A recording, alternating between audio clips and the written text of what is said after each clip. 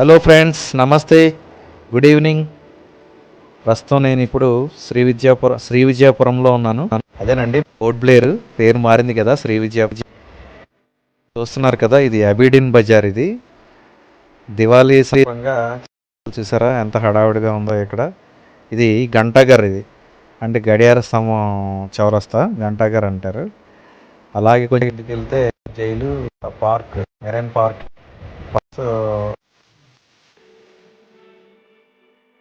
చక్కగా వాకింగ్ చేసుకోవడానికి, పిల్లలు సరదాగా ఆడుకోవడానికి పార్క్, ఇవన్నీ ఉంటాయన్నమాట.